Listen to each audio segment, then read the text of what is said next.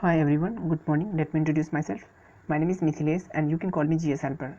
I'm here to talk about Motor Vehicle Act 1988 and today I'll try to explain you something about Motor Vehicle Act 1988. So without wasting time, let us start the video.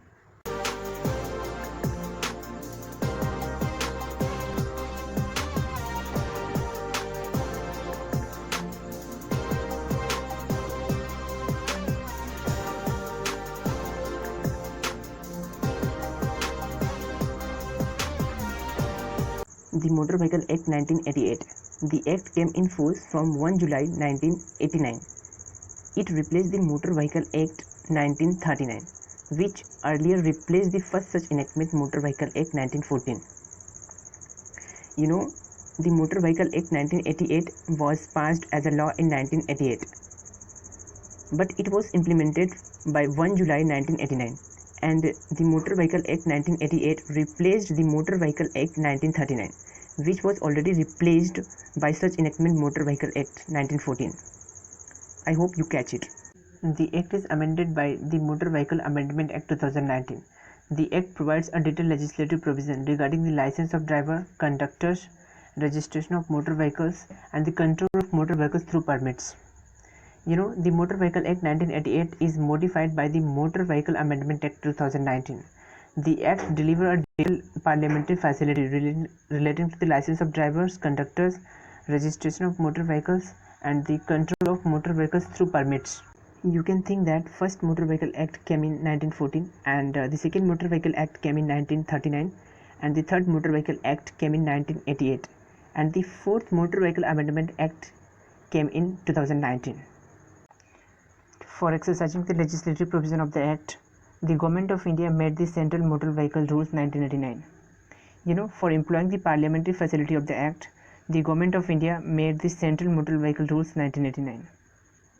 One thing I want to say, if you like the video, don't forget to like, share and do subscribe to JIT classes for more information regarding GS. Any mechanically propelled vehicle adapted for the use upon the road, whether the power of propulsion is transmitted from an external or internal sources of power. Any involuntarily hauled vehicles adapted for the use upon the road, whether the power of thrust is transmitted from an external or internal sources of power. The Motor Vehicle Act 1988, like the earlier Act of 1939, makes the insurance of motor vehicle compulsory. As the insurance of motor vehicle was very compulsory in the Act of 1939, like that it was very compulsory in 88 also. The owner of every motor vehicle is bound to insure his or her vehicle against the third party risk. The owner of every motor vehicle is bound to insure his or her vehicle in opposition to the third party risk. The insurance company, that is the insurer, covers the risk of the loss of the third party by the use of the motor vehicle, right? Suppose that you have done accident with your car by other car, then the insurance company will cover the risk of the loss. There is a provision to provide 5 lakhs or $7,000 with no upper limit as an interim relief to the family of the victim of the fatal accident. There is a facility to provide 5 lakhs or $7,000 with no upper limit as a temporary relief to the family of the sufferer of fatal accidents. The cases of the road accident compensation claims are decided in Motor Accident Claim Tribunal. The Indian Motor Vehicle Act 1914 was central legislation passed and applicable in British India. Some princely states can follow the suits with local modification.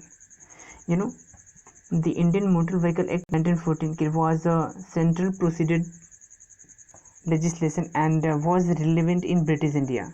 Some princely states follow the suits with local modification.